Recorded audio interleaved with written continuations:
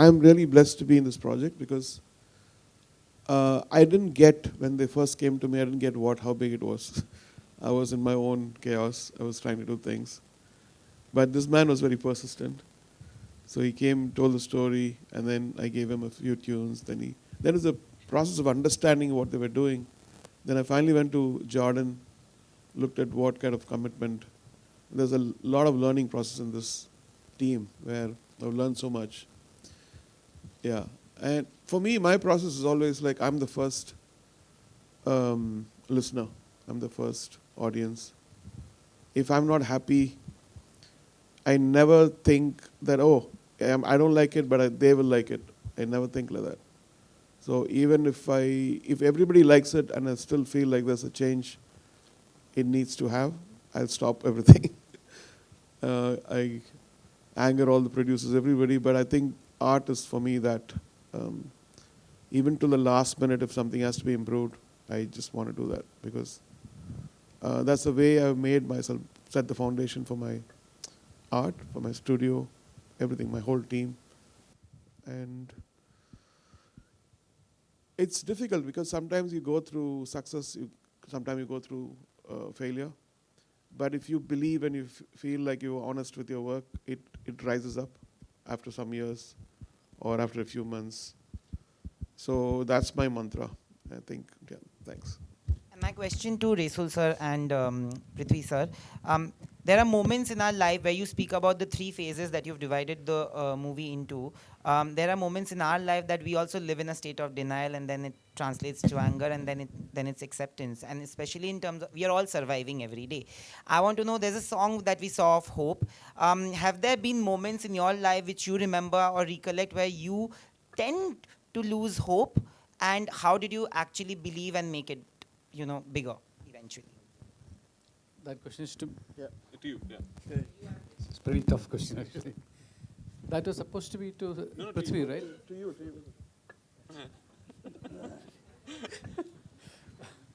Hope. I think hope is that makes us survive this whole chaos. I was always been hopeful. I came into the Indian Hindi film industry, especially in 1995, when nobody was thinking of doing, recording cinema live. And I always thought that, we in Indian cinema always keep actors as mimers, And I wanted to start that, in Indian cinema, and we started doing it very slowly and steadily. And when I came out of my film institute, there was less than 1% of Indian cinema was being shot live with live sound. And today, more than 55-60% of Indian cinema is adopted that technology and giving their audience the first-hand performance of actors. The actors are willing to learn their lines and perform and live through that moment in their life, and imbibing and changing every moment of their acting in front of the camera is a life, a new life that they live.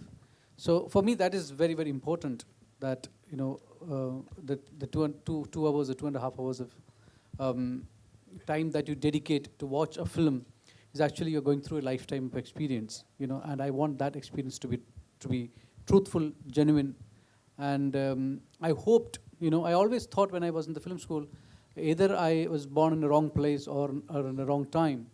But now I feel, looking back at my 25 years of my work and experience and what Indian cinema has gone through, and what the journey that both of us were able to make 15 years ago and years before that, I feel I am in the best time and in the best place. And that's because of only one factor: the hope that things will change, the hope that tomorrow is a better day.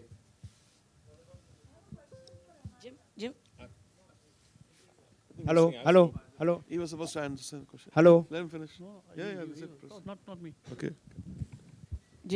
Hello. Ma'am, पहले मैंने लिया. Jimmy. Hello, can I ask? Hi, this is Pawan from the Filmy Towns. My question is for A.R. Rahman sir. So first of all, welcome to Bombay. Thank you. As you always come. So sir, जिस तरीके से हमने आपके albums पहले के सुने हैं, जब रोबोट 1 हो, PS1 हो, PS2 हो, and the list goes on and on. Sir every album में आपका कुछ ना कुछ एक हटके अंदाज होता है. So just want to know what's your secret recipe which जो ऑडियंस को हमेशा एक नए वर्ल्ड में लेके जाती है. So what's your secret recipe, how this magic always works for you? I am an explorer, and as I told you, I'm my first audience. If I get bored with something, I don't do it. So I'm lucky to have great directors like Mani Ratnamji, then bless he is here, Imtiaz Ali and Anand Rai, and Rakesh Mehra. Um, so that's a secret. It's a very special evening for all of us. It's a very special film, not just for the team that's made it, but I think it's a very special film for multiple reasons, which we will speak about as time progresses. The journey didn't start in 2018. The journey started in 2009. 2008, 2009 is when Mr. Blessy got the rights to this wonderful book that was, of course, based on Mr. Najib's real life, written by Benny Amin. And he one day called me and said, I'd like to come and meet you. And in 2009, as it is even today, in the Malayalam film industry, when director Blessy calls you, you pick up your phone, right? Because he, much like back then, even today, he is one of the most coveted filmmakers the Malayalam industry has. And for us, actors in Malayalam, a Blessy film is a box that all of us want to tick off at least once in our life. So to go back to 2009, I am this young actor who's trying to come to terms with what I am, and how I'm trying to discover myself as an actor. Blessy, the Blessy, calls me and says he's doing this dream film, which is his ultimate vision for his directorial career, and he wants me to play the lead in it. And I'm like, okay. So that's when the journey started.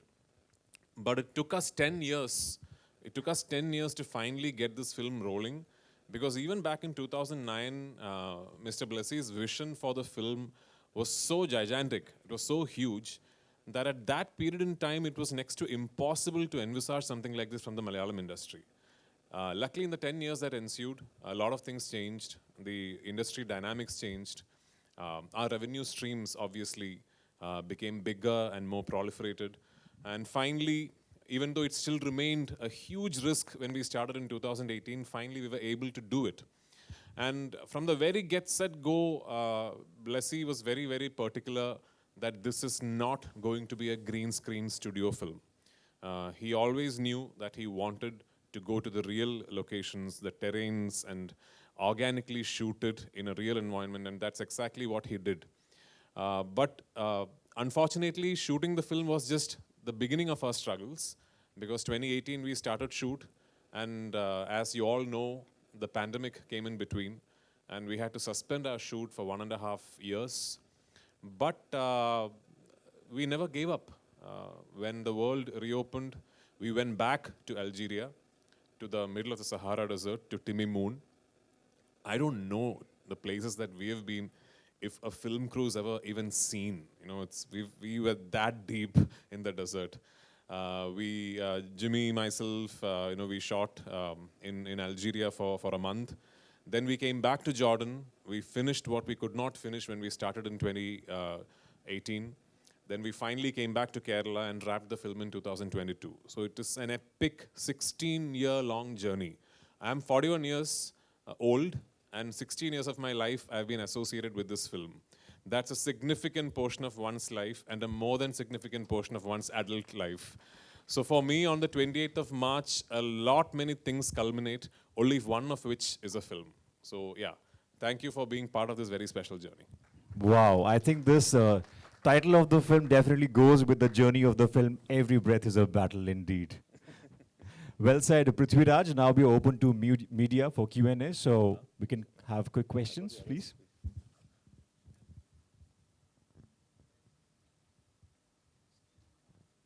Can we have a mic?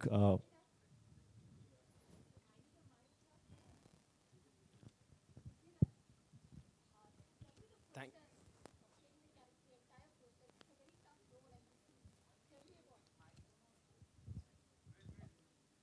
I've heard the question, but do you want it repeated on a mic for the cameras? Yeah. Ma'am, I think they would want you to repeat the question on a mic for the cam. Yeah, she's just bringing it to you. Tell me the process of playing the character. It's a very tough role, I can see that. And tough terrain, you all have shot the film. Tell me about it. So the process of playing the character is actually deeply intertwined with the process of actually adapting it into a feature film narrative. Because the book that Benjamin has written is based on a real life that Mr. Najib has lived. And the film that Blessy has made is based on the book that Benjamin has written. So much like the book is an encapsulated version of the experience that the man has lived through, the film can only always be an encapsulated version of the literature on paper. Because the thing with literature on print is that you have the liberty of micro-detailing. So you can detail every single moment in the character arc when you're writing it down. If we were to make a film that would then capture every detail that is written, this would at the very least be a 10-hour long film. So I think at the very beginning, Blessy told me what I'm trying to do is not recreate the book, but what I'm trying to do is try and make the audience feel what I imagine Najib must have felt. And that was a cornerstone of designing the performance arc as well. I realized at the beginning that the character is so complex and the arc has got so many crests and troughs that it is going to be impossible for me to look at it as one giant character arc. I'll have to break it down in my mind. So Blessy and me decided that we are going to break down the narrative into 3 parts. Of course, there is one part that is not included in these 3, which is who he was before he lands up in the desert. What he was back in Kerala, what he used to do, his family, what did he leave behind before he gets trapped in the desert. So that is one part of his life that will come to you in little pieces, segments of flashbacks in the first half of the film. But that aside, I think Blessy had this wonderful idea that we have to break down the narrative into 3 phases. So the 3 phases, phase 1 is when he lands up in the desert and he realizes that he's stuck. That first phase of actually trying to fight the circumstances and trying to find a way out, and the phase of denial where he's thinking, no, this can't be, I have to get out of this place. And the performance is metered to that emotional graph where he's just not ready to believe that this is happening. So the performance is metered like that. Then the narrative breaks at one point, and then you see him a few months later. Where he's slightly thinner, his hair is grown, his beard is grown, and he's angry. He's angry because that's a phase where he's questioning everything about his predicament. The biggest question in his mind is, why me? And he's angry at himself, he's angry at the circumstances, he's angry at God. And so the performance is metered to that in that one phase. And then the narrative breaks at another point, and then you meet this man 3 years later, where he's completely different. He's no longer the man who you saw. He is more animal than man, because for the last 3 years, the only conversations he's had are with the animals. So then you meet this broken man who's now come to terms with the fact that this is something he will have to live through. And he will have to go to the other end of this experience. And the other end of it might be death, might be escape, might be salvation. But he has almost come to terms with a spiritual realization that this is something that he is meant to live through. So then the performance is metered to that. So that's the way I broke down the character arc in my mind. And this was a discussion that Blessy and me have had over many days, many months actually. And I should thank him for letting the actor's interpretation take so much space into the style of filming, because he did actually then design the way he filmed the entire film on this classification that I just told you about. Sorry? Oh, the physical transformation involved not eating. Yeah. Huh? Yeah, just. Not eating? Yeah. How many days in a row? Yeah, so actually I mean it quite literally. I guess this is a good month to be talking about it, because my transformation was largely based on fasting. And there was a consensus between my trainer, my nutritionist, the doctors on set, we had doctors on sets, that there is no healthy way to do it, that there is no healthy way that somebody can lose 31 kilos. So you just try and be as safe as you can. So it was largely based on fasting, and it used to be sometimes up to 72 hours at a stretch. Yeah. Uh, Congratulations to the team. This is on the left, on your left. Hanji, this is Imran Singh here. First of all, congratulations and kudos to you guys, because 16 years put into this project, and with such dedication, we see the result, and we are going to wait for the main film to be released. Mera sawal pehle aapse, Prithviraj. See, today we are living in the day and age where, cinemas are breaking boundary, and The Goat Life will have a grand worldwide release. How do you look upon to this fact? So I just think that this is part of a natural evolution of cinema as an industry, as a business, that we were always headed here. And as exhibition sector and means of bringing your content to the end user, as that has evolved, as streaming services have come in, as satellite television has come in, accessibility to content is now a lot more easier. Somebody sitting in Jharkhand today, if he hears of a good Malayalam film, there's a way to see it.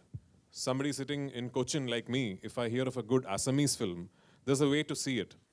So this phenomenon would then automatically and thankfully mean that slowly we tend to be more open to seeing content in other language.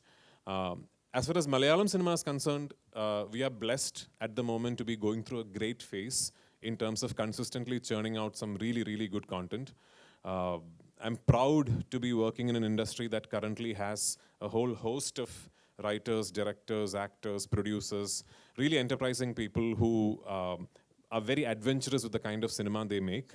But one area of the industry that I still believe is at a very nascent stage is our distribution networks, especially outside the state and outside the country.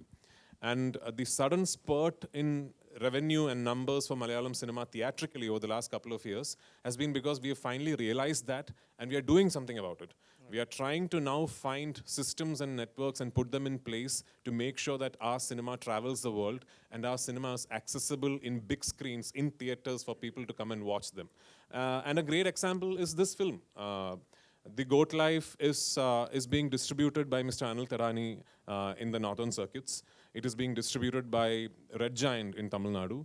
It is being distributed by Maitri in Andhra and Telangana, by Hombale in Karnataka, and by my own company, Prithviraj Productions in Kerala. So this synergy between these 5 distribution houses is happening not just because the film is special, but also because we realize that's the way forward, that we will all now have to work together for each other's films, so that eventually, like all of us keep repeating, in a not too distant future, we'll all be just doing Indian cinema. Jimmy, there's a question for you. Jimmy Jean Lewis. Yes. What is the audience going to get from your character,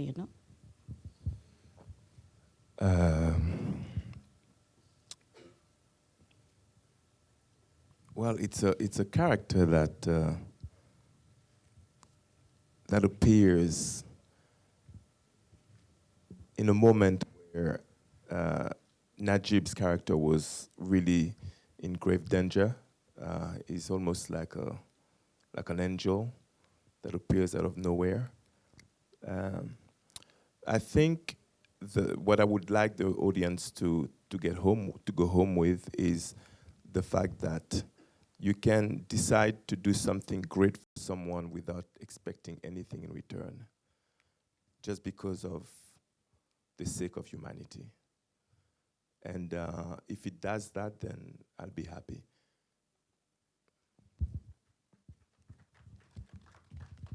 Prithvi, what do you have to say about the kind of persona? Of course, you are living a character, but I think you're showing that character on the screen for the first time. I wouldn't call it de-glam. I didn't get the question, ma'am. I mean, about your look. Yeah. What do you have to say about your look, You're representing that look. Yeah, so I mean, it was very so important. different from the characters that you have already performed. Yeah, I mean, I've done quite a number of films, so It was important for us to always not lose sight of the fact that the look of the character is not the cause, it is the effect. The look is merely a reflection of what this man had to live through.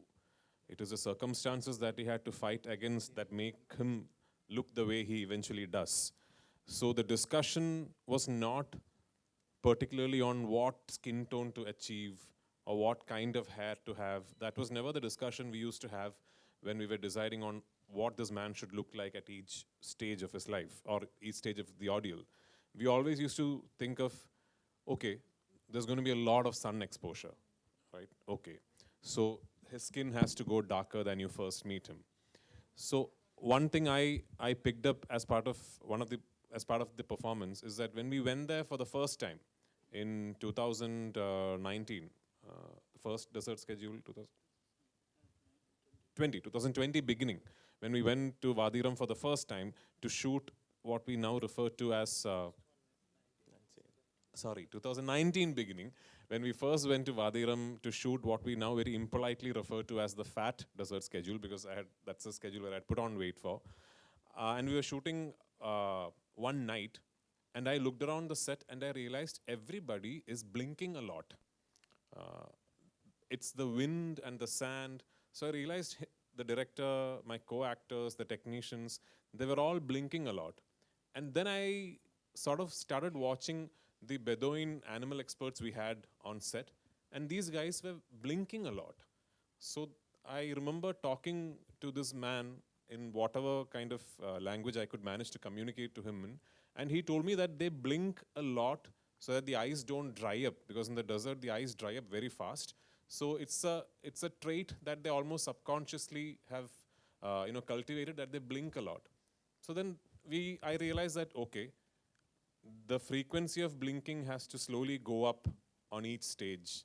Like the second stage, he blinks more frequently. And at the end, it's almost like a nervous twitch that he has, that he keeps blinking. So the appearance, the mannerisms, everything came about through discussions like these. And plus, we had a makeup artist who I truly believe is one of India's finest talents. His name is Ranjit Ambadi. There were days when Mr. Blessy is a very easy filmmaker to work with, because he sometimes does the first shot at 3 a.m. and all that. So yeah, there were days when Ranjit and me had to be up at midnight. And I mean at 12 at midnight. And I had to start my makeup at 12:30 and finish my makeup by around 2:30, 2:45 and be there at the desert to start shoot. And this is not like one off day, many, many days like that. So it's a wonderful team that I had. We have a mind-blowing cinematographer called Sunil KS, who, I mean, the visuals that you've just seen are just tip of the iceberg. The way Sunil has made me look, made Jimmy look, made the other actors look. So it's just a team effort. It's not the way the character looks, what you feel when you look at that man's face on screen. There are many people, many brains, a giant effort behind all that. Hi, Prasunji. My question was to you. So, I wanted to ask, while working on a film like Goat Life, which is a multilingual film, how do you approach writing the lyrics for the songs? Thank you. First of all, I think when I boarded this train a little later, I mean, the kind of Prithviraj and Blessy and the years they have spent, I am just a drop in that ocean, frankly. They have really, जिसे साधना कहते हैं ना, आप इन्होंने साधना की है और उस साधना का थोड़ा सा प्रसाद मुझे भी मिल गया है. मुझे जब रहमान साहब ने कहा कि ये उनका ही कॉल था एंड इसमें नाम भी ऐसे जुड़े थे, पहले रहमान ऊपर से ब्लेसिंग्स आ रही हैं ब्लेसी से. So I thought there is some divine sort of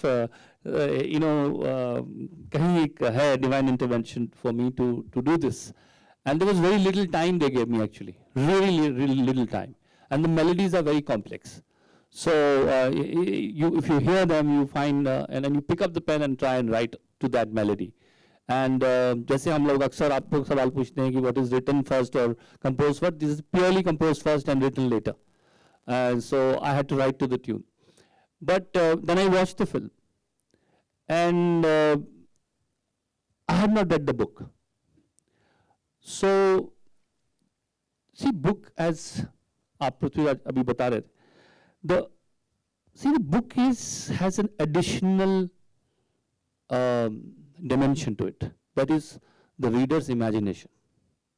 Your reader's imagination is always supplying images which a director does not have. You have a bigger challenge in front of you. Everything has to be seen on the screen. What was written and left to the imagination is also to be seen there. So I think you have to create something. Of course, I think books and films go in a different kind of sensorial experience and they generate different kind of emotion. But you have to do justice to somebody's written work. And I think that was a challenge which they had beautifully met. It's not, we are living in an era where everything is like resolved. The cinema has to have a conflict and a resolve and all that. This is not that kind of film.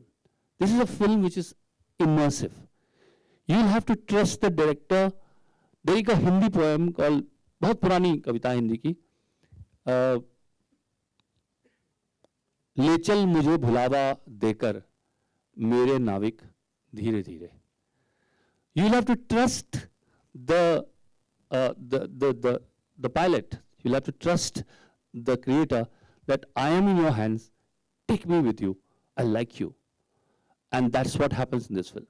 You want to feel the pain because that's what this film is trying to do.